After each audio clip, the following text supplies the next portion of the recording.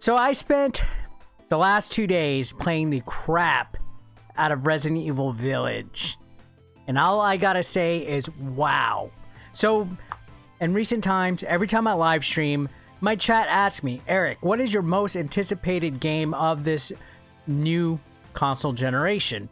And I always answer a resounding Resident Evil Village. So I first got into the Resident Evil games when they got re-released on the GameCube. I had all of them, and I became an instant fan. I missed out on playing it when it first came out on the PlayStation. I didn't have a PS1 growing up. I was an N64 guy, and I just never got around to playing the Resident Evil series until they were re-released on the GameCube, and since then it's been absolute history, and I've loved nearly every single one of them. Even the ones that are kind of crappy, I still am a big fan of, especially the lore, you know, all the history with the series and the characters. So I was really interested to see where Village would take us. So right off the bat, if you're looking for any kind of like plot history or anything like that, if you are confused, if you're supposed to go back and play Resident Evil 0, 1, 2, 3, 4, 5, 6, and whatever, I'll let you guys know right off the bat, this one is a continuation of the plot from Resident Evil 7, which in a way was kind of a soft reboot of the series. Yeah, there's a little bit of history with the original games from part 7, but not to where you'll be completely lost if you never played them, because you get a new protagonist by the name of Ethan Winters, who struggles with a situation where his wife ends up missing, and then he finds her, and then it leads us to where we're at right now. Now, there will be some spoilers in this video. I'm going to try to not show too much in way of endgame content, but full disclosure, there is spoilers in this video. So if you want to go ahead and finish the game for yourself before anything that might kind of ruin it for you gets addressed, pause this video and go play the game, come back, and we'll talk. So Resident Evil Village, or Resident Evil 8 as it's also called, continues off from part 7. Ethan finds himself in a mysterious village after his wife gets shot and killed by Chris Redfield, who's the, I guess, main all-star of the Resident Evil series since the first original game. People love him. He's probably one of the most beloved characters after Leon Kennedy. And anyways, Ethan finds himself in a mysterious village because his wife gets killed and his baby gets taken away, right? So you're trying to get your baby back. And along the way, you discover that this village is infected with these weird type of like humanoid creatures that are lichen. It's not zombies anymore, it's lichen. You get introduced to a big vampire witch that has since stole the show in the internet. You go into this castle and you see these vampire-like women and different creatures, and it's pretty cool. It almost gives kind of like a hybrid feel of Resident Evil 4 with the environment and everything like that.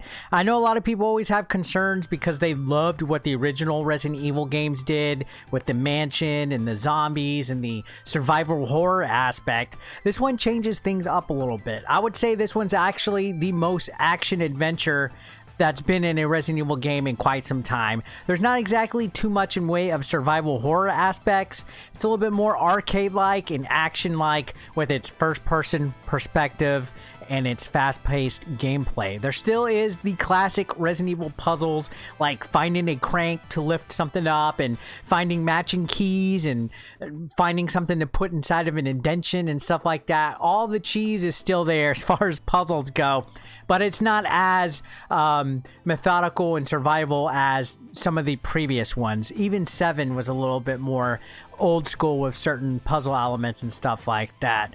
Now, this may sway some people away from it, especially if they were fans of the original series. For me, personally, it didn't. I kind of liked the quick aspect of it.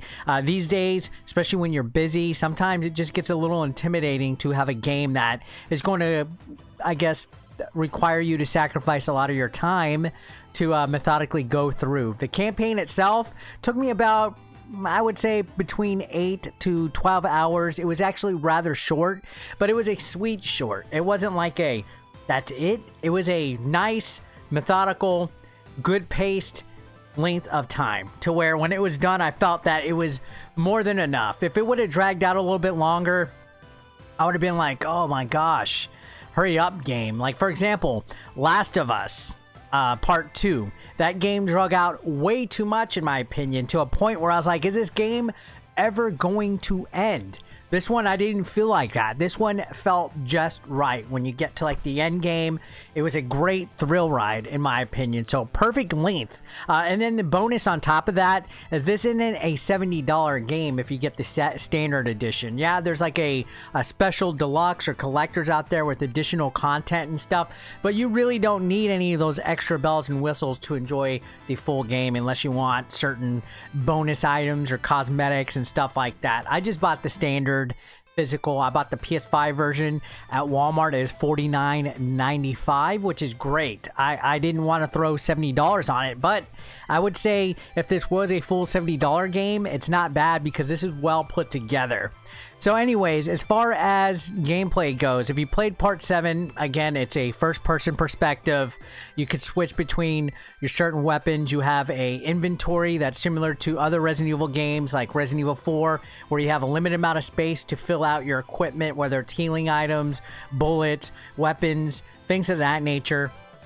Along the way, you find yourself going back and forth in between several parts when you find certain keys or different items that allow you access to certain areas that you haven't gotten before. Now, this game does throw a couple new gameplay mechanics such as recipes. You'll find wildlife like pigs and chickens and stuff scattered throughout the area. You take these to the shopkeep.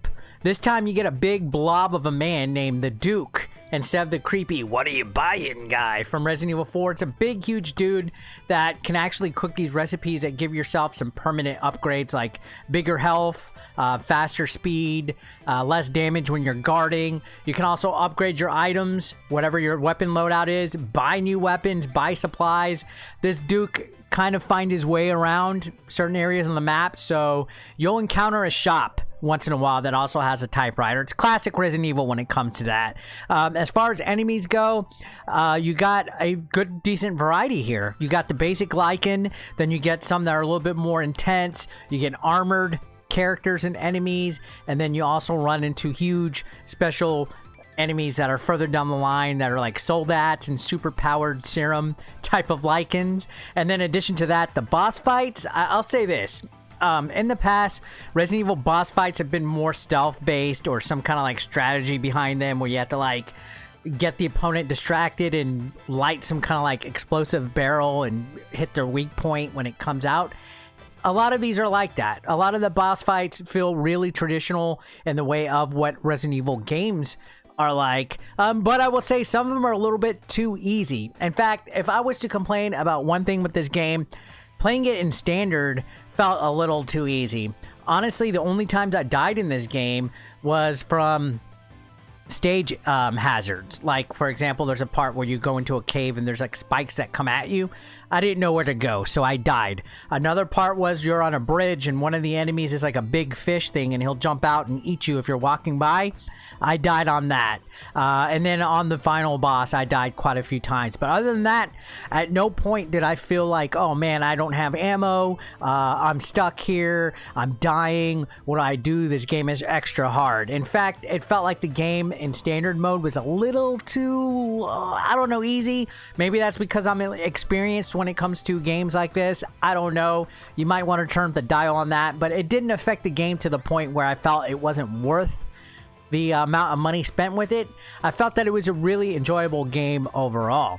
I do like the direction that they're going with the story. The third movie, or the third game, I mean, is going to connect. I believe 7, 8, and 9 are going to make like a trilogy with a story of like an arc with Ethan and his wife and his daughter. They definitely left the story with a good cliffhanger at the end of this. Once you beat the game, you get Mercenaries, which is a classic fan favorite mode. You also get access to an extra bonus shop where you can get different weapons and things like that. I don't want to spoil some of the silly weapons that you can buy because one of them actually was spoiled for me in my chat. Someone told me, did you know that you can get a blank as a weapon and use it?